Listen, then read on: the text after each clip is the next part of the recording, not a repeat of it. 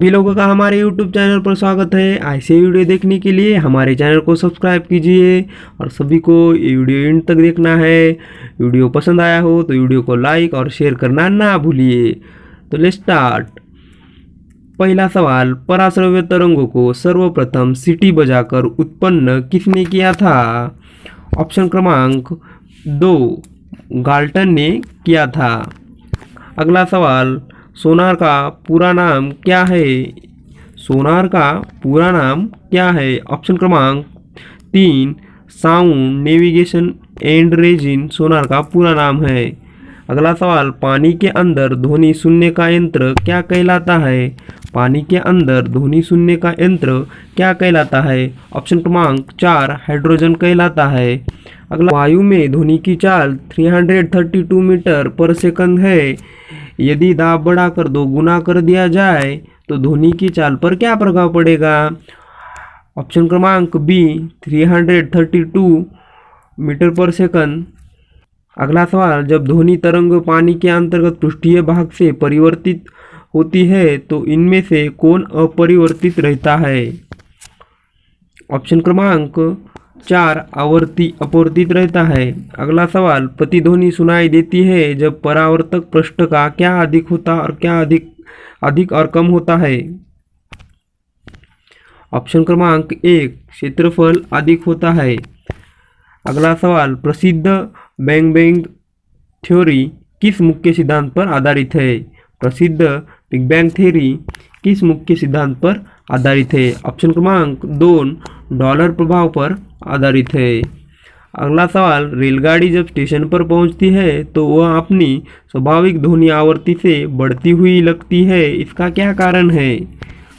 Option क्रमांक सी, dollar प्रभाव की वजह से होता है।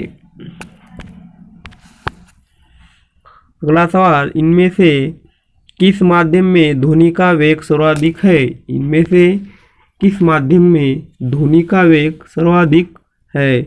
ऑप्शन क्रमांक 2, ठोस धातु का सर्वाधिक वेग है।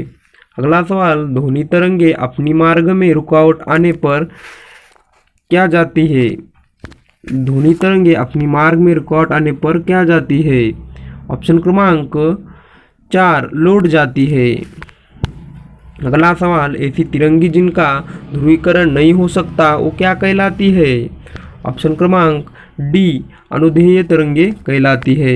अगला सवाल, एक सोनार में मौजूद मुख्य उपकरण का क्या है जिसका उपयोग पानी के नीचे मौजूद वस्तु की दूरी, दिशा और गति का पता लगाने के लिए किया जाता है? ऑप्शन क्रमांक सी, ट्रांसमीटर और इंडिकेटर पता लगाने के लिए किया जाता है। अगला सवाल, टिंडल प्रभाव प्रकाश किससे संबंधित है? टिंडल प्रभाव प्रकाश किससे संबंधित है? सबसे पहले टिंडल प्रभाव किसे कहते हैं ये आपको जानना बेहद ज़रूरी है। जब प्रकाश किसी कोलायडी माध्यम से होकर गुजरता है तो प्रकाश का प्रकीर्ण होता है तथा प्रकाश का मार्ग दिखाई देने लगता है। प्रकाश की इस घटना को ही टिंडल प्रभाव कहते हैं, यानी कि ऑप्शन क्रमांक सी, प्रकीर्ण, ये करेक्ट आंसर है। अगला सवाल, इनमें से किस माध्यम में प्रकाश की गति का अधिकतम होती है? इनमें से किस माध्यम में प्रकाश की गति का अधिकतम होती है? प्रकाश का गति अधिक होती है। निवार्ता का अवंतिनाश सबसे कम होता है, इसलिए प्रकाश का वेग निवार्त में सर्वाधिक होता है। तो ऑप्शन क्रमांक बी, निवार्त करेक्ट आंसर है। अगला सवाल, प्रकाश का क्वांटम सिद्धांत किसके द्वारा प्रदान किया गया था? प्रकाश का क्वांटम सिद्धांत किसके द्वारा प्रदान किया गया था? ऑप्शन क्रमांक सी, यानी कि प्लैंक के द्वारा प्रदान किया गया था। किस रंग का विचलन कौन सबसे कम होता है? किस रंग का विचलन किसमें सबसे कम होता है? ऑप्शन क्रमांक 4, लाल में सबसे कम होता है। अगला सवाल, प्रकाश एक अनुप्रस्थ तरंग है साबित करती हुई एकमात्र घटना कौन सी है? ऑप्शन क्रमांक 3, प्रकाश की दूरध्वनीकरण। ओले रोमन ने पहली बार प्रकाश की गति को कब मापा था? ओले रोमन ने पहली बार प्रकाश की गति को कब मापा था? ऑप्शन क्रमांक 2 1676 में मापा था। वास्तविक सूर्योदय से 2 मिनट पहले सूर्य दिखना एवं वास्तविक सूर्यास्त के लगभग 2 मिनट बाद तक सूर्य दिखाई देने का कारण क्या है? वास्तविक सूर्योदय से 2 मिनट पहले सूर्य दिखना एवं वास्तविक सूर्यास्त के लगभग 2 मिनट बाद तक सूर्य दिखाई देने का क्या कारण है? ऑप्शन क्रमांक डी, वायुमंडल अपरिवर्तन के कारण होता है। स्ट्रीट लाइट, गली की पीली लाइट में किसका प्रयोग किया जाता है? स्ट्रीट लाइट, गली की पीली लाइट में किसका प्रयोग किया जाता है? ऑप्शन क्रमांक 4, सोडियम का प्रयोग किया जाता है। अगला सवाल, जब प्रकाश विरल माध्यम से संघन माध्यम में प्रवेश करता है तो क्या करता है? ऑप्शन क्रमांक 4, इसकी गति कम हो जाती है। अगला सवाल, सीवी रमन के बारे में कौन सा कथन गलत है? इनमें से सीवी रमन के बारे में कौन सा कथन गलत है? ऑप्शन क्रमांक 1 गलत है। उन्हें 1987 में नाइटहुड की उपाधि दी गई थी। यह कथन गलत है। अगला सवाल, बादलों का रंग सफ़ेद किसके कारण दिखता है? बादलों का रंग सफ़ेद किसके कारण से दिखता है?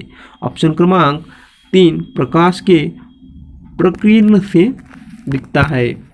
सवाल, उत्तल दर्पण की फोकस दूरी क्या होती है?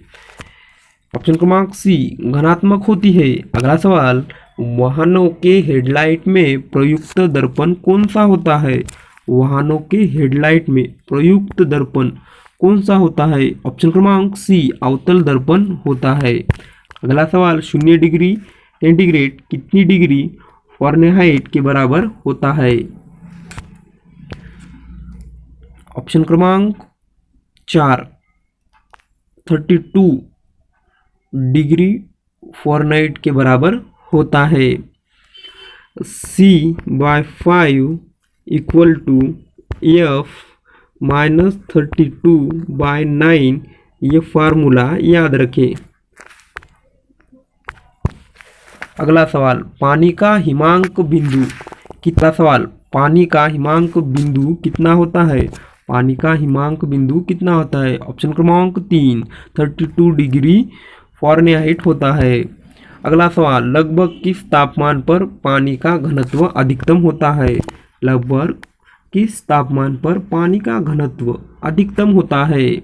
ऑप्शन क्रमांक 2, 4 डिग्री सेल्सियस। अगला सवाल, सेल्सियस एवं फ़ारेनहाइट स्केलों पर किस तापमान पर एक समान पठन दर्शाएगा? ऑप्शन क्रमांक 3, -40 डिग्री सेल्सियस। अगला सवाल, एक अल्कोहल का क्वथनांक 78 डिग्री सेल्सियस है। केल्विन पैमाने पर तापमान कितना होगा? ऑप्शन क्रमांक 4, 351 के होगा।